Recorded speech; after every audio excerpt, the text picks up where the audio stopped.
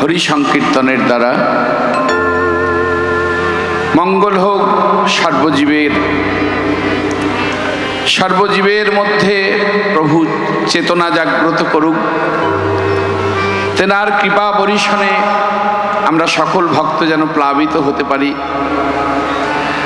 তাই আজ লীলার প্রারম্ভে অধম দীনকৃষ্ণ নিবেদন করছে, এখন শ্রীধাম নবদ্বীপে তদ্ভাবাচিত গৌরচন্দ্রিকা। ভগবানের বাল্য লীলা, প্রভাতকালীন লীলা আমরা আস্বাদন করব, ভগবানের গোষ্ঠ গমন।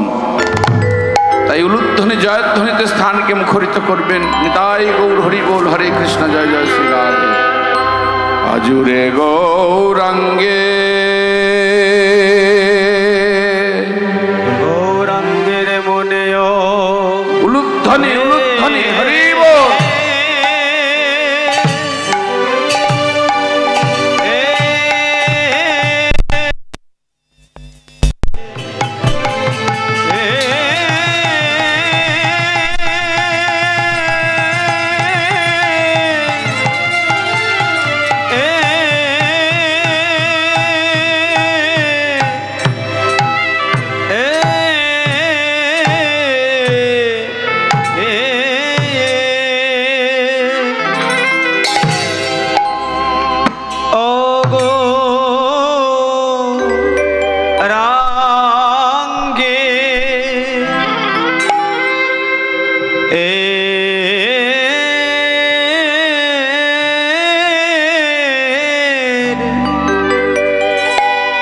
গৌরাঙ্গের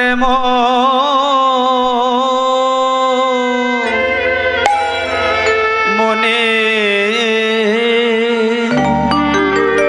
কি ভাব উঠলো,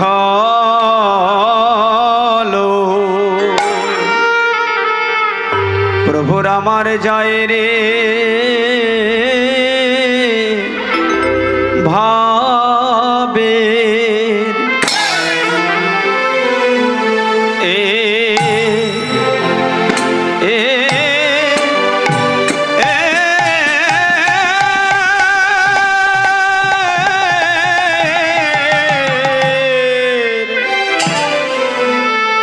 যায় রে ভাবে বালাই, যায়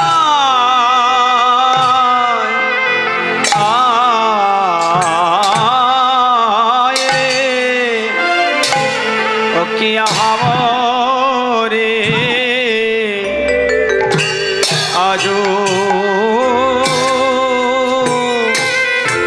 আজো রে গৌরাঙ্গের মনে মরে মরে ওকে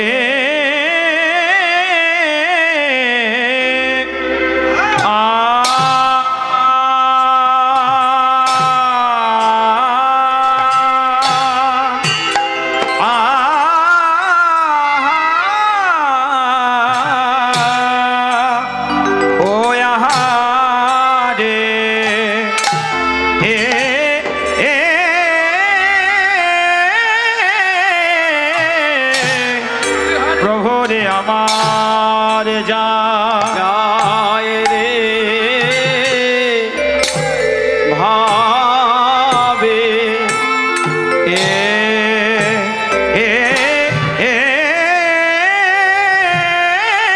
যায় রে ভাবে বালাই, যায় রে আজু রে গৌরাঙ্গের ওকে মরে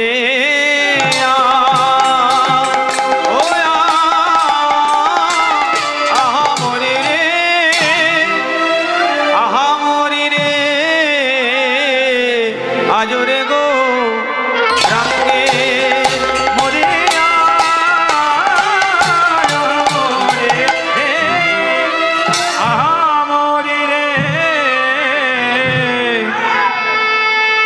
আজরে গৌরাঙ্গে ওয়া রে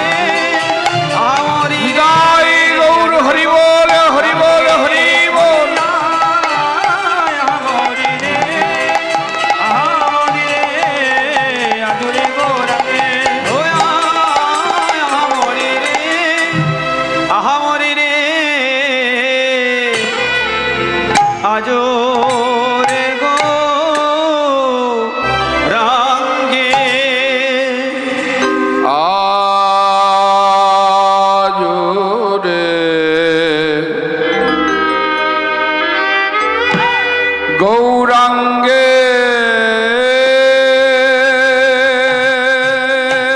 মনে দেখে একটু প্রাণ খুলে উলুধ্বনি নিতাই গৌর হরিব আমার গোরা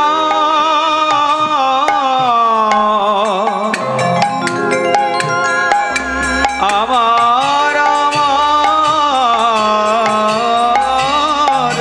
ভাবের গোরা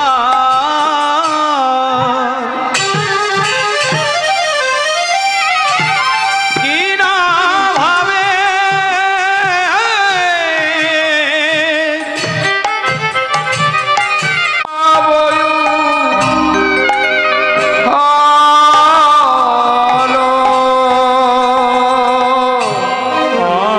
আজুরে গো রাঙ্গে মনে কি ভাব ওঠে আহা ধবলি ধবলে ধবলি শ্যামলি বলি সঘনে ডাকিল ও সগনে ডাকিল ওরা ডাকিতে লাগিল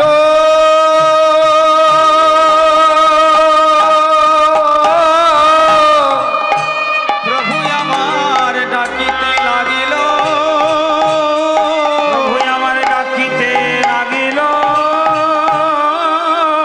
ধবলি শ্যামলি বলি ডাকিতে লাগিল ওই ধবলি শ্যামলি বলি ডাকিতে লাগিল ওই ধবলি শ্যামলি বলি ডাকিতে লাগিল ধবলি শ্যামলি বলি ডাকিতে লাগিল ধবলি শ্যামলি বলি আমি তোদের লয়ে কোঠে যাব ধবলি শ্যামলি তাই গৌর হরি ধবলি শ্যামলি বলে কোঠে যাব ধবলি শ্যামলি বলে কোঠে যাব ধবলি শ্যামলি বলে সঘনে ডাকিল সঘনে ডাকিল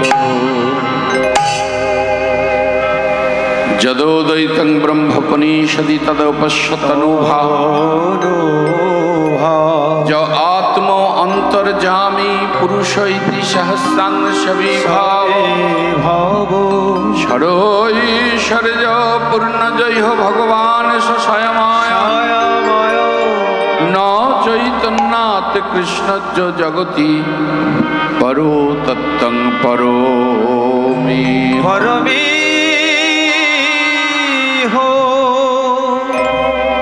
শ্রীধাম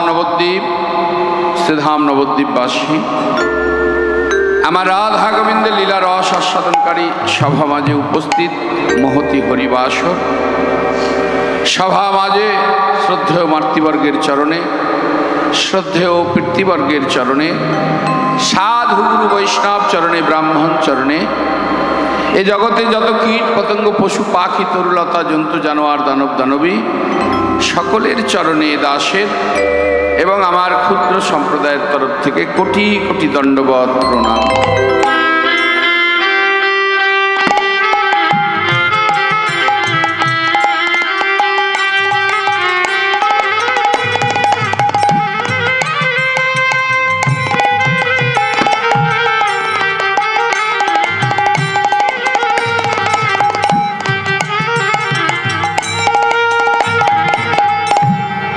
এখন আমরা আস্বাদন করছি শ্রীধাম নবদ্বীপে তদ্ভাবাচিত গৌরচন্দ্রিকা। মহান বৈষ্ণবগণ যদি এই সকল তথ্যকে আমাদের মতন অধম জীবের জন্য না রেখে যেতেন, আমরা ভগবানের লীলা কথা কখনোই জানতে পারতাম না। যেমন আমার এক বাবার মনের মধ্যে অনেক প্রশ্ন আছে, ঋষি মণি, তাই তো নাকি? মহর্ষি হচ্ছে, যেমন বশিষ্ঠ মুনি ছিলেন মহর্ষি, বিশ্বামিত্র মুনি মহর্ষি, তবে এর অনেক ব্যাখ্যা, অনেক তথ্য রয়েছে। তবে এটুকু বলতে পারেন যে আমরা যে বেদ পেয়েছি, চারি বেদ, ঋক, সাম, যজু, অথর্ব, এই বেদের মধ্যে যে শ্লোক সিদ্ধান্ত রয়েছে, এই শ্লোক যে সকল মহান মানবের বদন থেকে উচ্চারিত হয়েছে তাদেরকে বলা হয় ঋষি। তেনারা কাম, ক্রোধ, লোভ, মোহ, মদ, আশ্চর্যের সর্ব উপরে, কি বললাম, কাম, ক্রোধ, লোভ, মোহ, মদ, আশ্চর্য, এই সকল যেমন আমরা জর্জরিত, কাম, ক্রোধে, মোহ, মদ, আশ্চর্য সবেতেই যেমন আমরা জর্জরিত, তেনারা এনার ঊর্ধ্বে, মানে সবকে জয় করেছে এবং কঠোর তপস্যা, কঠোর ব্রহ্মচর্য পালন করেছেন এবং জগৎ জীবের মঙ্গল কামনায় তারা নিজেদেরকে একেবারে জগৎজীবের মঙ্গলের জন্য নিজেদেরকে একেবারে নিয়োজিত করে দিয়েছে, তাদেরকে বলে বাবা ঋষি।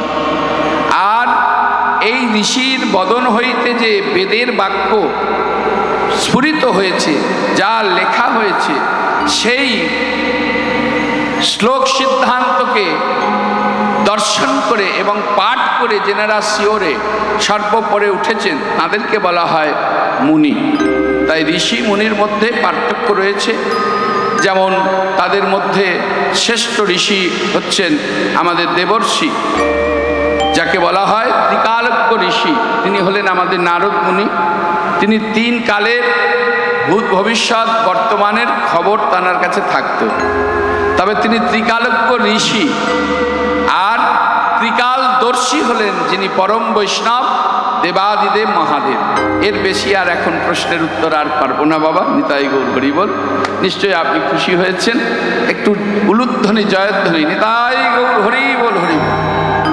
তাহলে যেখানে ছিলাম, আজকে গৌর চন্দ্রিকাতে আস্বাদন করছি ভগবানের সেই লীলা। আমার গৌর হরি আজকে সিধা নবদ্বীপের মাটিতে ধবলি শ্যামলী বলে ডাকছে। কেন ধবলি শ্যামলী বলে ডাকছে মায়েরা?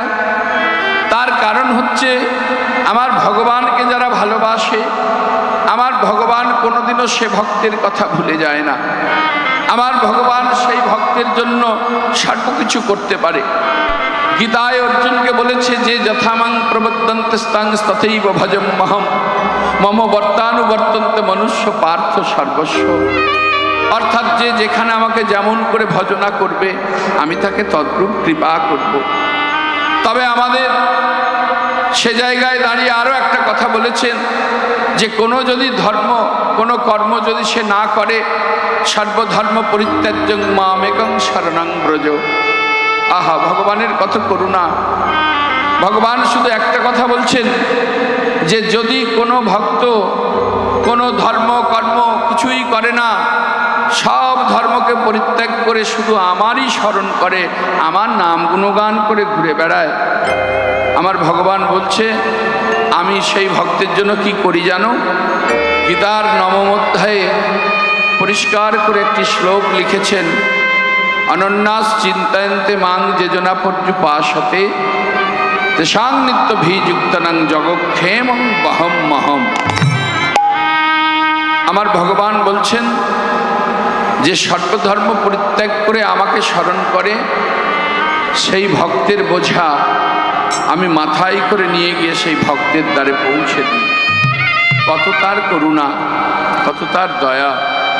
আমরা মানি না, আমাদের মধ্যে সংশয়। আমরা মন্দিরে বিগ্রহ যে দর্শন করছি, সেই মন্দিরের বিগ্রহকে আমরা পাথর মনে করছি, আমরা কাঠ মনে করছি, আমরা মাটি মনে করছি। কিন্তু ভগবান বলছেন, ওরে আমি কাঠের মধ্য থেকেই বেরিয়ে আসি, আমি পাথর থেকেই বেরিয়ে আসি, আমি কাঠ থেকেই বেরিয়ে আসি, আমি মাটি থেকে বেরিয়ে আসি। ভক্ত যদি ভক্তি দিয়ে আমাকে ডাকে, তার প্রমাণ আপনি যদি বর্ধমান জেলায় যান, বর্ধমান জেলায় আপনারা কালনা বলে একটি জায়গা নাম শুনেছেন, যেখানে আমার গৌরীদাস পণ্ডিতের সেবিত বিগ্রহ কাঠের গৌরনিতাই আজও দণ্ডায়মান। ওই গৌরনিতায় অচল বিগ্রহ সচল হয়েছিল। দুই ভাইয়ে কথা বলেছিল, ঝলক দর্শন হয়।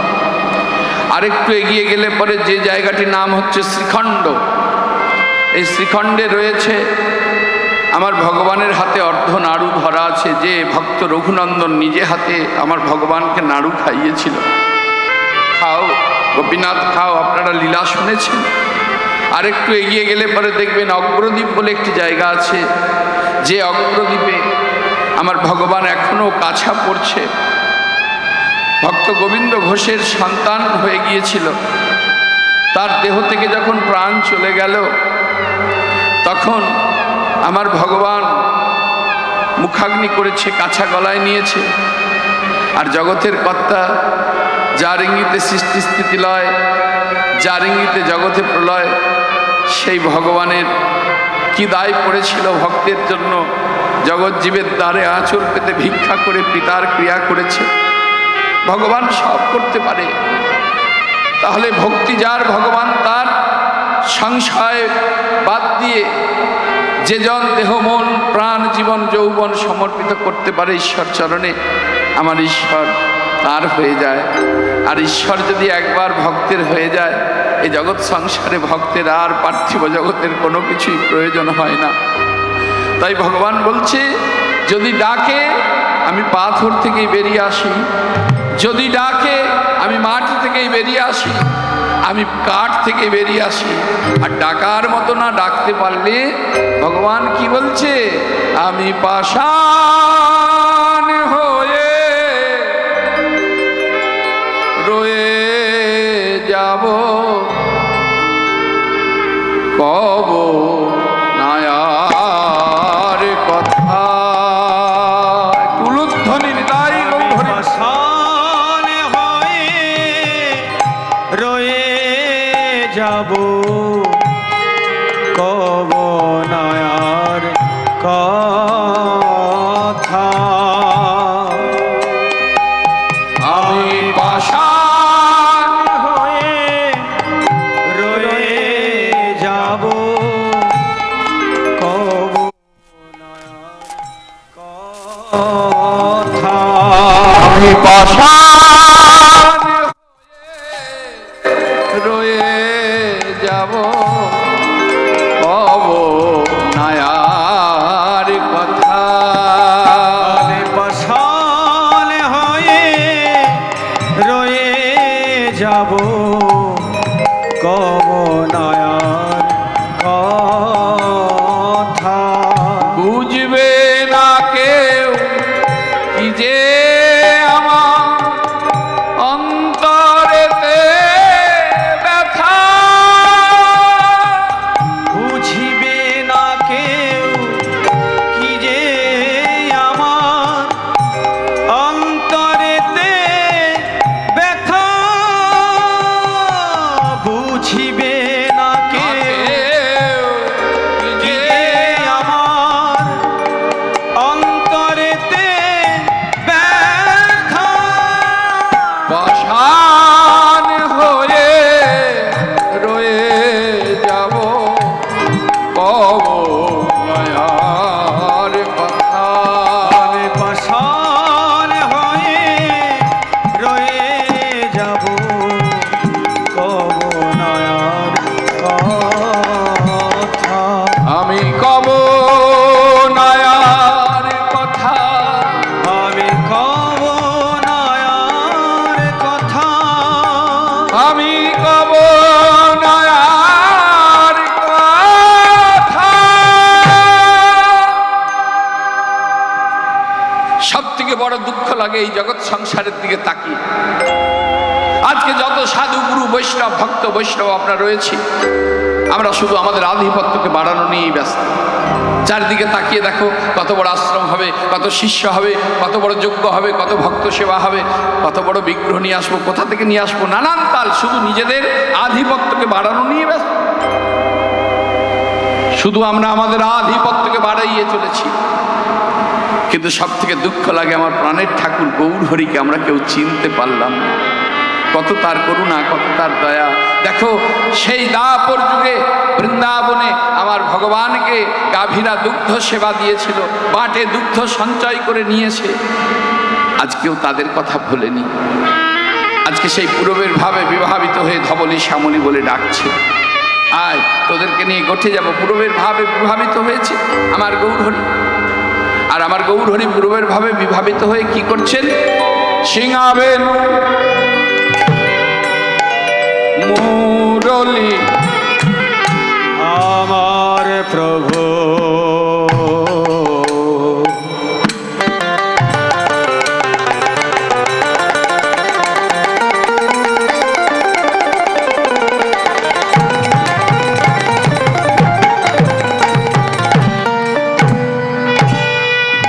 প্রভুরে কি ভাবে রে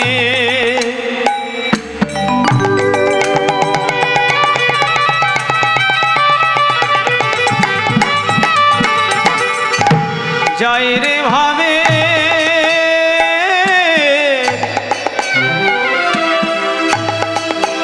বলাই যায়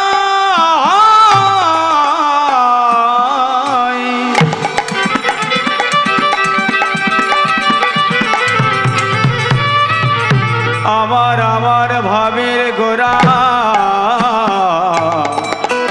প্রেমের গোরা সিংহাবেন মোরলে করিয়া জয়ধ্বনি গো, সিংহাবেন মোরলে করিয়া জয় ধ্বনি গো। আবার হই হই করিয়া গোরা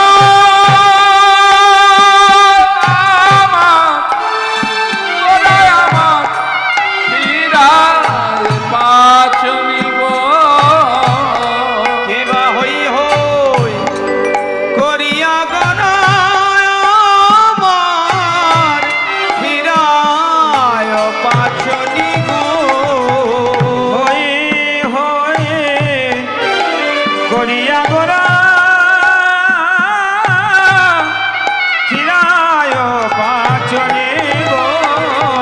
বলে হই হই হই হই হই হই হই হই হই হই হই হই হই হই হই হই হই হই ও যেজন আমার কৃষ্ণ ভজে আমি তার হই হই। যেজন আমার কৃষ্ণ ভজে আমি তার হই হই। যেজন আমার কৃষ্ণ ভজে তোমরা ভোজে দেখো হই কি না হই, আমার কৃষ্ণ তাই গৌর হরি যেজন আমার কৃষ্ণ ভজে দেখো হয় কি না হয়। আমার কৃষ্ণ ভজে দেখো হয় কি না হয়।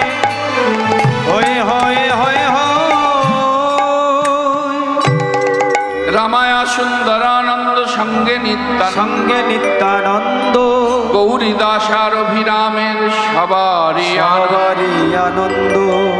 বাহুতুলি গোরা চাঁদ বলে হরি হরি বলে হরি হরি আহা নদিয়ার নাগরী সবে হইল আকুলি। আনন্দে আকুলি বাসুদেব ঘোষে কহে মনের হরিষে, মনের হরিষে গোষ্ঠ লীলা গোরা চাঁদ আমার করিলা প্রকাশ। করিলা প্রকাশে ওগো করিলা কাশরে এ ওকিয়া রে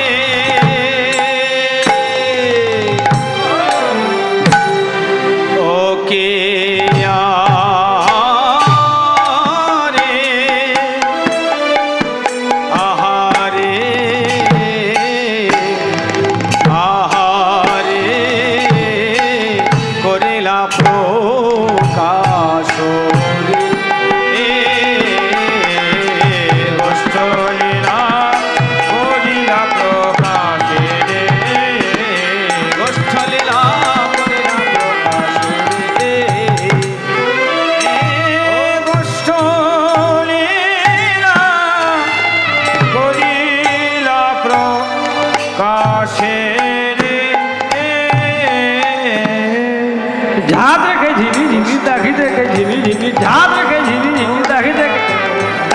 झिन दागी के झिन तिनात के नाव दागी के तिनात तिनात खोरी हा तिनात झा तिनात तिनात झा तिनात झा झा झा दीक झाऊ तेरे खता दीक झाऊ तेरे खता झाऊ तेरे खता लीला खोरीला प्रकाशे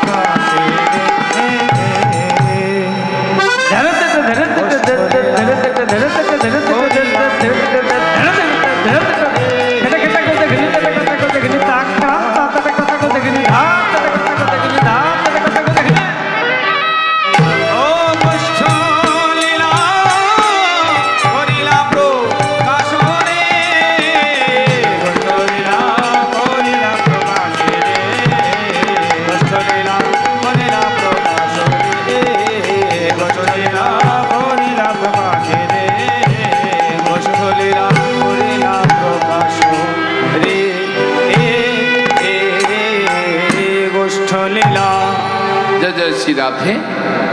এতক্ষণ ছিলাম শ্রীধাম নবদ্বীপে। অধমের প্রতি আদেশই ছিল গৌরচন্দ্রিকা যেন না বড় হয়, মানে সময় তো বড় কম, পরপর অনেক কীর্তনিয়া রয়েছেন, আমরা লীলাটাকে আস্বাদন করব। তাই চলুন আমরা মধুময় বৃন্দাবনের দিকে যাই। কি গো মায়েরা, যাবেন তো বৃন্দাবন? চলুন আমরা সকলে মিলে মধুময় বৃন্দাবনের দিকে যাই। গঙ্গা যমুনা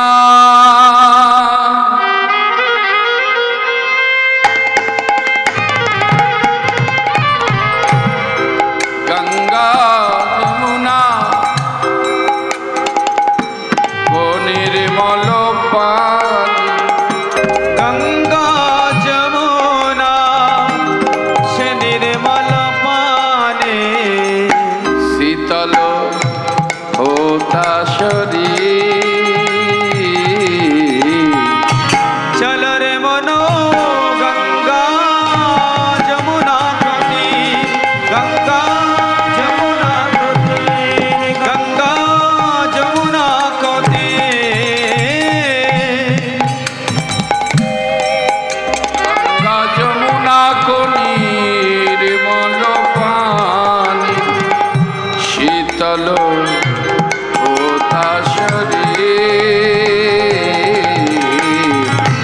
চল রে মনো গঙ্গা যমুনা প্রতি, গঙ্গা যমুনা প্রতি, চল রে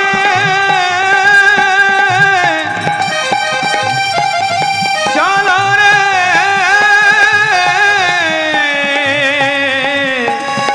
চল রে মনোয়া গঙ্গা যমুনা প্রতি, গঙ্গা যমুনা প্রতি,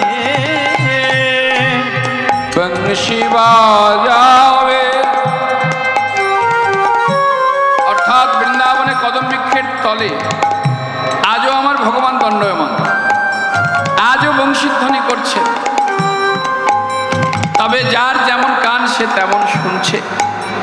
কোনো কোনো ভাগ্যবান জীব তা দর্শন বা শ্রবণ করিবারে পারে। তাই ভারতের শ্রেষ্ঠ সাধিকা মীরাবাই এত সুন্দর উপহার আমাদের দিয়েছেন।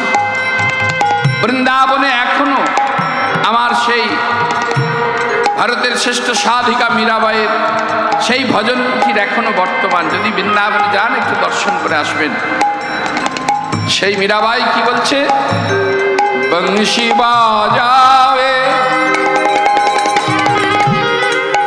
গাহে কানাইয়া, বংশী বাজাবে গাবে কানাইয়া, বংশী বাজাবে গাবে কানাইয়া, সঙ্গে লয়ে বলবি চল রে মনো গঙ্গা যমুনা প্রতি, গঙ্গা যমুনা প্রতি, গঙ্গা যমুনা প্রতি,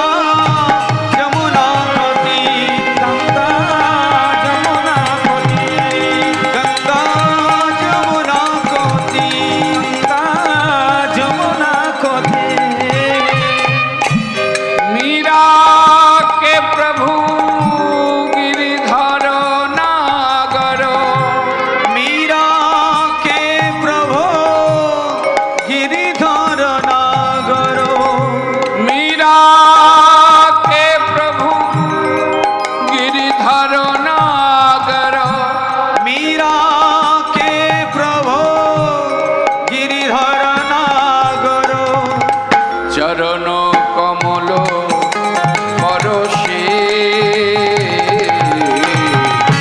চল রে মনো গঙ্গা যমুনা নদী গঙ্গা যমুনা নদী গঙ্গা যমুনা নদী গঙ্গা যমুনা চলো রে তাই গৌর হরি বল চলো রে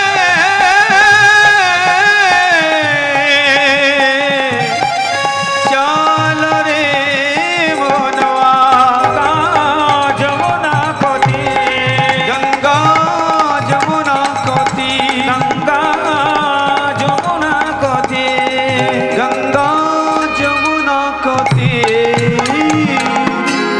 বলো বর্ষণ বালি কি জয় শ্যাম সুন্দর মদন গোপাল কি জয় জয় জয় শ্রী রাধে। বৃন্দাবনে পৌঁছালাম। বৃন্দাবনে আজকে লীলার বিষয়বস্তু ভগবানের গোষ্ঠে গমন। রাধে তা চলুন দেখি আজকে আমার গোপাল কি করছে দেখি। জয় রাধে আমার গোপাল মা যশোমতী আঁচল ধরে ঘুরছে প্রভাতকাল। মা বলছে গোপাল আমাকে কর্ম করতে দে, আমাকে কাজ করতে দে, এমন করে জ্বালাতন করছিস।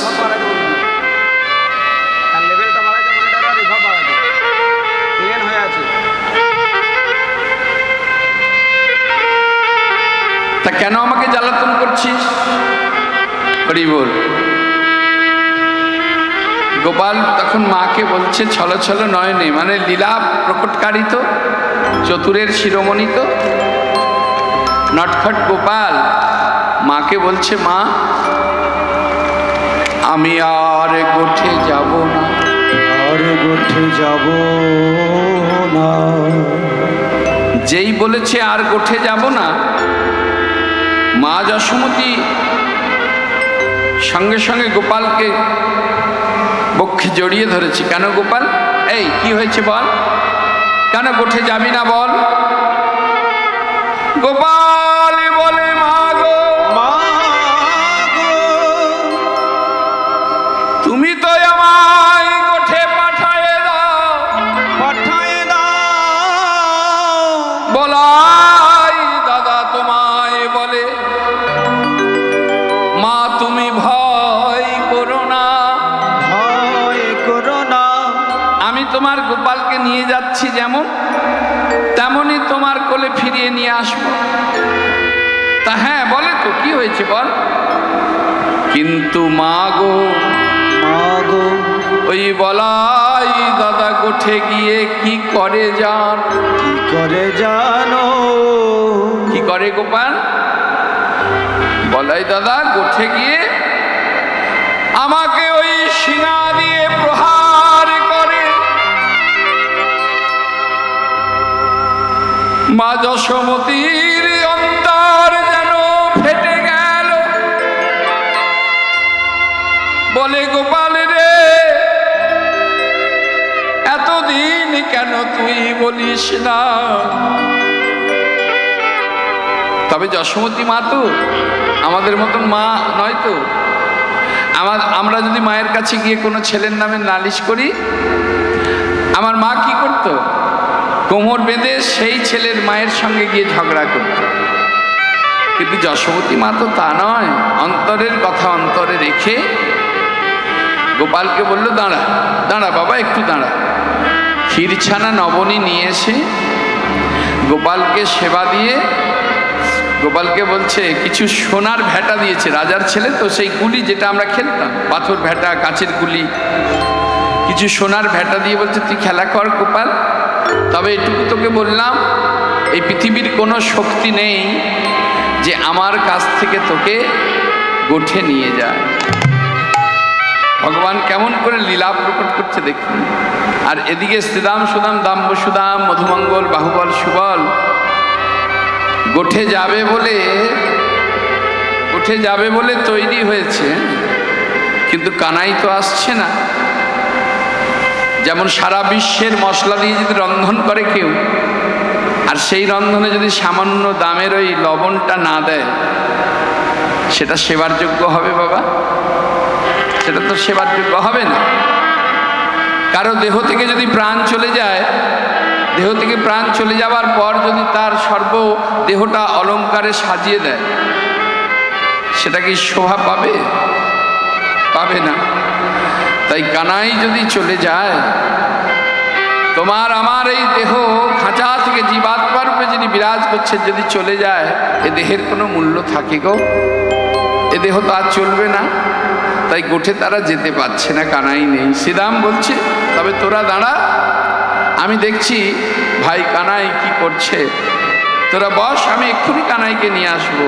এই বলে শ্রীরাম নন্দালয়ের দিকে ধাবিত হলো। আর বৈষ্ণব পদকর্তা তিনি কলম দিলেন, কি বললেন? শ্রীরাম যা ইয়া কহে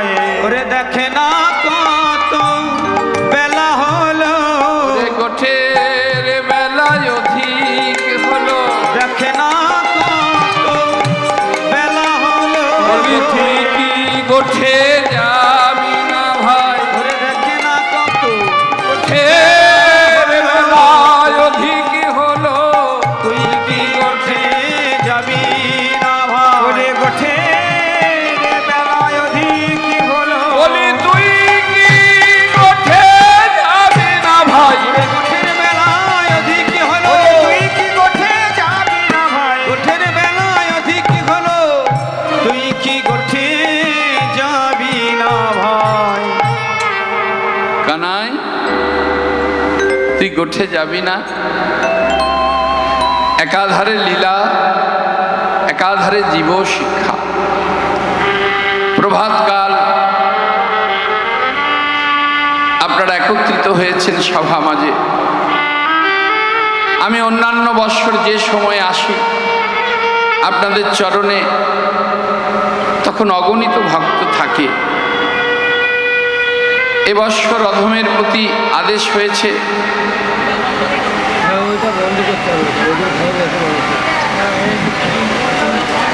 আচ্ছা আচ্ছা আসছে আসছে।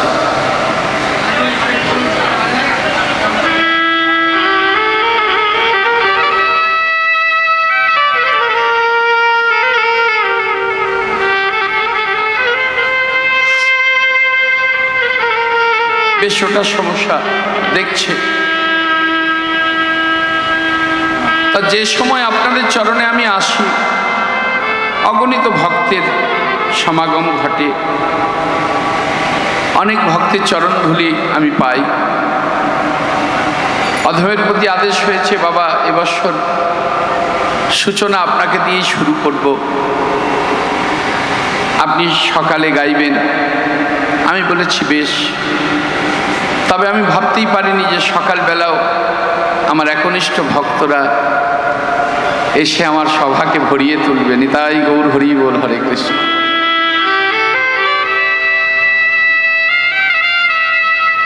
তা এই যে আপনারা সভা আলো করে বসেছেন, ভগবানের একদিকে লীলা, একাধারে লীলা, একাধারে জীব শিক্ষা। কি বলছে? বলছে গোঠের বেলা কত অধিক হলো, কানাই তুই গোঠে যাবি না। আমাদের জীবকে কি বলছে? ওরে একবার তাকিয়ে দেখ, মাতৃগর্ভ থেকে আসার যখন এসেছি সেটা ছিল আমাদের প্রভাত কাল, সূর্য উদয়, আয়ু সূর্য উদয় হয়েছে। দেখতে দেখতে আয়ু সূর্য মধ্য গগনের দিকে এগিয়ে যাচ্ছে। কবে গোঠে যাবি? কবে গুরুচরণ আশ্রয় করবি? কবে গুরুর চরণে নিজেকে নিয়োজিত করবি? দেহ, মন, জীবন, যৌবন গুরুচরণে কবে সমর্পিত হবি? আপনারা বলবেন বাবা আমরা তো দীক্ষা নিয়েছি, কিন্তু সকলে বলে দীক্ষা নিলে পরে কৃপা পাওয়া যায়। গু শব্দের অর্থ অন্ধকার, রু শব্দের অর্থ রোধক। যিনি আমাদের অজ্ঞানরূপ অন্ধকার থেকে জ্ঞানরূপ আলোর দিকে নিয়ে যায় তিনিই তো গুরু। কিন্তু বিষয়টা তো এখানেই নয়। দীক্ষা মানে কি? দীক্ষা মানে হচ্ছে যেমন কোনো মন্দির, এই যে মন্দির তৈরি হওয়ার পর একনিষ্ঠ ভক্ত কি করে? আমার ভগবানের বিগ্রহ প্রতিষ্ঠা করে।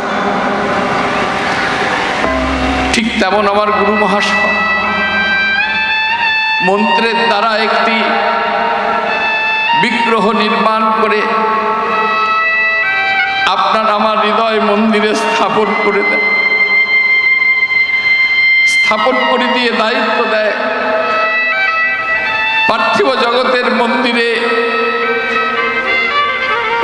জগতের মন্দিরে দেবতার চরণে তুমি জল দিলে কিনা জানি না, তুমি মন্দির মার্জিত করলে কিনা জানি না, কিন্তু পরম দয়াল গুরু মহারাজ মন্ত্রের দ্বারা যে বিগ্রহ নির্মাণ করে তোমার আমার হৃদয় মন্দিরে স্থাপন করেছে, প্রত্যেকটা দিন যেন তোমার দুফোঁটা চোখের জল দিয়ে তোমার ওই মন্দিরের দেবতার চরণ তুমি ধুইয়ে দিতে পারো। সিঞ্চন না হলে হবে না, সিঞ্চন না হলে হবে না। আর ঈশ্বরের কাছে প্রার্থনা জানাতে হবে, প্রভু এমন একটা দিন হয়তো আসবে তোমার সেবা করতে করতে, তোমায় ডাকতে ডাকতে তোমাকে তো আর দেখতে পেলাম না, তুমি তো এলে না। তোমার আশা পথে নয়ন দিয়ে কত অপেক্ষা করলাম, কত ডাকলাম, তুমি তো এলে না।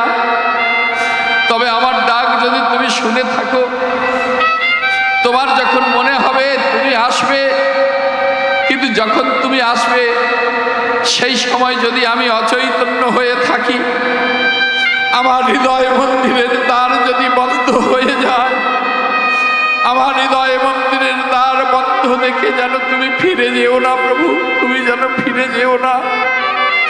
নিজে হাতে আমার এই হৃদয় মন্দিরের দ্বারকে তুমি নিজে উদ্ঘাটন করে তোমার জন্য যে আসন আমি বিছায়ে রেখেছি, ওই আসনে তুমি একটু বিশ্রাম করে যেও প্রভু, তুমি একটু বিশ্রাম করে যেও। এই কথাগুলো জানাতে হয়। গুরুচরণ আশ্রয় না করলে তোমার যে সকল ধেনু ছড়িয়ে ছিটিয়ে আছে তারা কেউ গোঠে যাবে না। তোমার হস্ত আমার দেব সেবার জন্য, মালা গাঁথার জন্য তোমার হস্ত কাজ করবে না, মন্দির মার্জিতর জন্য হস্ত কাজ করবে না, চন্দন বাটার জন্য হস্ত কাজ করবে না, মুক্ত হস্তে অতীত ফকির সাধুগুরু বৈষ্ণবকে দান করার জন্য আমার আপনার হস্ত কাজ করবে না, আমার পিতামাতার চরণ সেবার জন্য এই হস্ত কাজ করবে না, পরম দয়াল গুরুর চরণ সেবা করার জন্য এই হস্ত কাজ করবে না। যতক্ষণ না গুরু কৃপাহি কেবলম, গুরু যতক্ষণ না আপনাকে আমাকে কৃপা করছে। গুরু কৃপা পেতে গেলে যেমন ঈশ্বরপুরী মহাশয় মাধবেন্দ্র পুরী মহাশয়ের চরণে নিজেকে নিয়োজিত করেছিল, প্রত্যেক দিন তিনি একটি জায়গায় বিষ্ঠা মানে পায়খানা করত। অনেক শিষ্য ছিল, তারা মনে মনে ভাবত আমরা গুরুর প্রিয়, আমরা গুরুর প্রিয়, কিন্তু নির্জনে একাকী যত নিকৃষ্ট কাজগুলো করে চলেছিলেন ঈশ্বরপুরী মহাশয়। ঈশ্বরপুরী মহাশয় প্রত্যেক দিন সেটা হাতে করে পরিষ্কার করতেন। আমার লীলার মধ্যে আপনারা শুনেছেন, এখন ইউটিউবের যুগ। তার মধ্যে ভালো ভালো সংস্কৃত পাঠ শোনাতেন, তার মধ্যে ভালো ভালো ভজন শোনাতেন। যখন একদম অন্তিম সময় এলো, মাধবেন্দ্র পুরী মহাশয় আমাদের সকলকে ছেড়ে চলে যাবে, কাউকে তার অঙ্গের উত্তরীয়টা দিচ্ছে, কোনো শিষ্য ছেলেকে বসার আসনটা দিচ্ছে, কোনো শিষ্য ছেলেকে পঞ্চপাত্রটা দিচ্ছে। ঈশ্বরপুরী অদূরে দাঁড়িয়ে আছে, হাতের ইশারা করে ডাকলো কাছে। কাছে এসে নয়নের জলে মুখ ভাসিয়ে একটা প্রণাম করলো, গুরুদেব সকলকে সবকিছু দিলেন, আমায় কিছু দেবেন না? মাধবেন্দ্র পুরী বলল, ওরে ওরে ঈশ্বর, তোর মতন শিষ্যকে কি দেব রে? তোর মতো শিষ্যকে দেবার মতো যে আমার কাছে কোনো সম্পদ নাই রে। তবে তোকে আমি আশীর্বাদ করছি, তুই একদিন ভগবানের গুরু হবি, তুই একদিন ভগবানের গুরু হবি। কৃপা হয়েছিল, তিনি আমার গৌরাঙ্গ মহাপ্রভুর গুরু মহাশয় হয়েছিল। 22 বৎসর বয়সে গোপাল মন্ত্রে দীক্ষা নিয়েছে। শুধু তাই নয়, আপনারা জানেন বিখ্যাত নাটক লেখক গিরিশ, তার কথা আপনারা শুনেছেন, যে সদা সর্বদা মদ্যপান করে থাকত, ঠাকুরকে গালিগালাজ করত। এমনকি একদিন দুটো খেতে দিয়ে খেতেও দেয়নি, হাতে ধরে টেনে তুলে দিয়েছে। সে যখন যন্ত্রণায় ছটফট করছিল, তখন কেউ পাশে গিয়ে বলেছিল, গিরিশ এত কষ্ট পাচ্ছিস তা তোর গুরু মহারাজকে একবার ডাকতে পারছিস না? তোর গুরু মহারাজকে ডাক না একবার। গিরিশ বলেছিল, কোন লজ্জায় ডাকবো?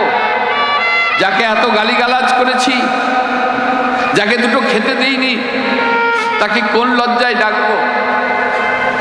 তখন বলেছিল, সে গুরু, একবার ডেকেই দেয়। অন্তর থেকে ডেকেছিল, চিৎকার করে ডেকেছিল। যখন গুরুদেব বলে চিৎকার করে ডেকেছিল, ঠাকুর রামকৃষ্ণ পরমহংসদেব ওই গিরিশের মাথার গোড়ায় এসে দাঁড়িয়েছে। গিরিশ, ডাকলি রে? এ কি ঠাকুর, তোমার এত করুণা, এত দয়া, আমি তোমাকে একবার ডাকলাম আর তুমি চলে এলে ঠাকুর। আসবো নে? ওরে তুই যে আমার ছেলে রে, ওরে গুরু শিষ্যের সম্পর্ক যে জন্ম জন্মান্তর, আমার ছেলে ডাকছে আর বাপ আসবে নে। ওরে গিরিশ বল না রে, বল তুই কি চাস? ঠাকুর, তোমার কাছে চাইবার আমার কিছু নেই, তবে তুমি এত কৃপাময়, তোমাকে দেবার মতো আমার কাছে কিছু নেই, তবে আছে আমার নয়নের জল, আমি তোমার চরণে দিলাম, তুমি গ্রহণ করো ঠাকুর, তুমি গ্রহণ করো। গিরিশের সব নিয়েছিল। স্বামী বিবেকানন্দের কথা মনে পড়ে। ঠাকুর গিরিশের যখন সেই ব্যাধি নিয়েছিল, শেষের দিকে রক্ত বমি করছিল, দুহাত পেতে স্বামী বিবেকানন্দ সেটা প্রসাদ রূপে সেবা করেছে।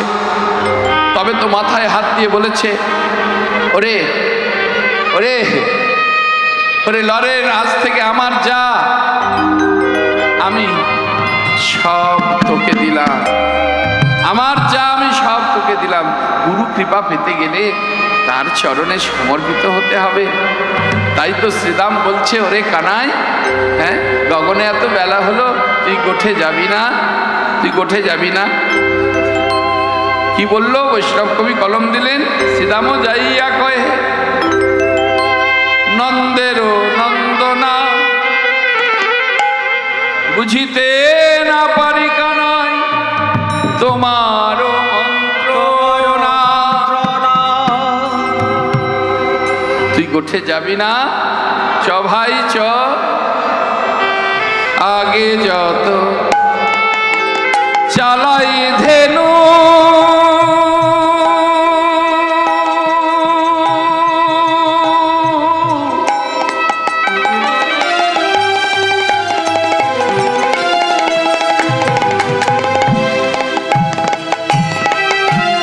পাছু পানে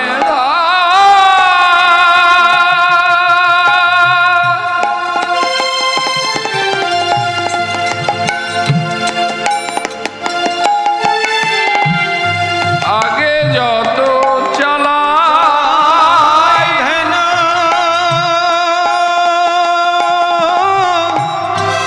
পাছু পানে চায় না হেরয়ে চাঁদ মুখ না হেরে তোমার নেহারি চাঁদ মুখ না হেরে তোমার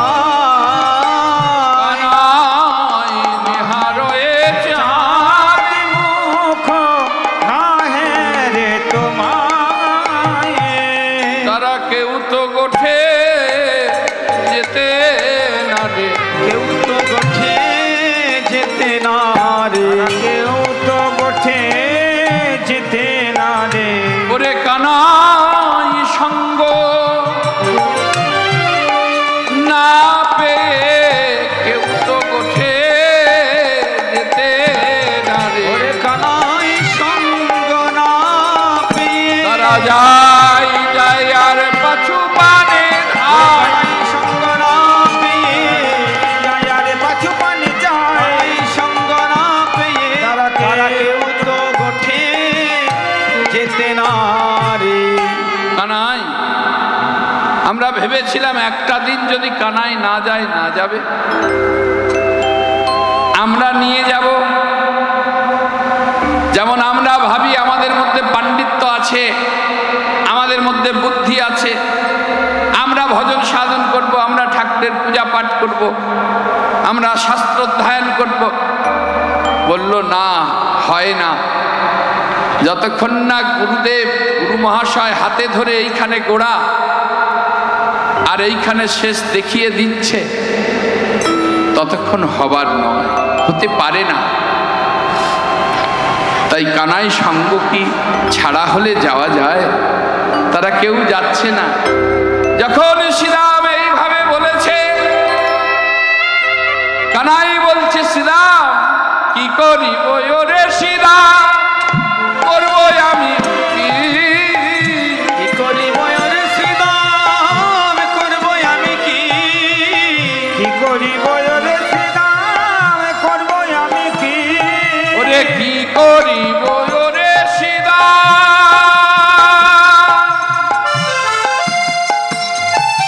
করব আমি কি? কি করিব রে শ্রীরাম করব আমি কি? চূড়া বাঁধি ধরা পড়ি বসে রয়েছি। ওই না চোরা বাঁধি ধরা পরি বসে রয়েছি। চোরা বাঁধি ধরা পরি বসে রয়েছি। ওরে মা তো আমায় দেয় নাই বিদায়, মা তো আমায় দেয় নাই বিদায়। মা তো আমায় দেয় নাই বিদায়। আমি কেমন করে গোঠে যাব? মা তো আমায় দেয় নাই বিদায়। করে উঠে যাব মা তো আমায় দেয় নাই বিদায়। কেমন করে উঠে যাব ওরে মা তো আমায় দেয় নাই বিদায়। মা তো আমায় দেয় না বিদায়। কেমন করে উঠে যাব মা তো আমায় দেয় না বিদায়।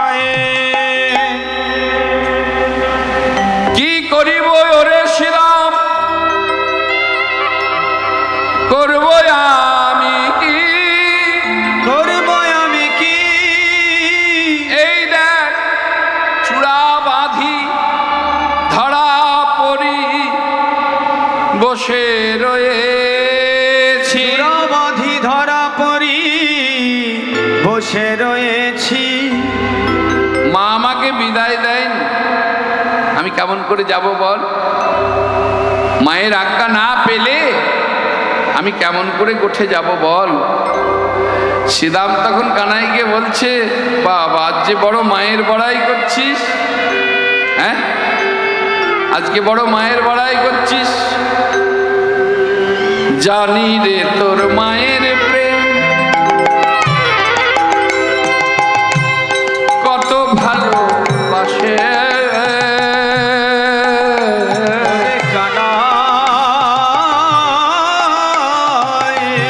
জানি রে তোর মায়ের প্রেম, জানি রে তোর মায়ের প্রেম কত ভালোবাসে। জানি রে তোর মায়ের প্রেম কত ভালোবাসে। সামান্য নবনীর তরে বেঁধেছিল গাছ ওরে কানাই সামান্য নবনীর তরে বেঁধেছিল গাছে। ওরে সামান্য নবনীর তরে বেঁধেছিল গাছে। যমলয় অর্জুন যখন কানাই রে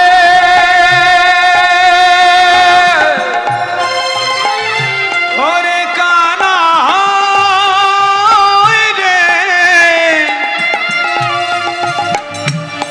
ওরে ও ভাই কানাই,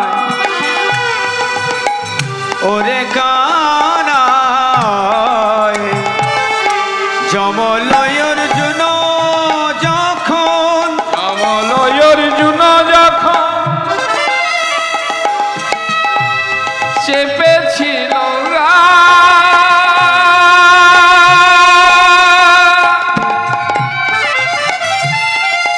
তখন তোর মা নন্দরানী আছিল কোথায়? যমলয় অর্জুন যেদিন চেপেছিল গায়, তখন তোর মানন্দ রানী আছিল কোথায়? আছিল কোথায়? বলি তখন তোকে কে বাঁচিয়েছিল? বল বল তখন তোরে কে বাঁচালো? তখনই তোরে কে বাঁচালো? বলি বল বল কানাই, বল রে আমায় তখন তোরে কে বাঁচালো? ওরে বল বল কানাই, বল রে আমার, ওরে আমরা না থাকিলে বাঁচতিস না রে। বল কানাই, বল রে আমায়, থাকিলে বাঁচিস না ওরে রে। বল বল কানাই, বল রে আমায়, তখন তোরে কে বাঁচালো? যখনই শ্রীদাম এইভাবে বলেছে, আমার ভগবান কানাই টপ টপ করে চোখের জল পড়ছে। এই কেন, এই কেন, এই আমি কি বললাম এমন করে কাঁদছিস, তোর চোখে জল? করজোরে শ্রীদামকে বলছে,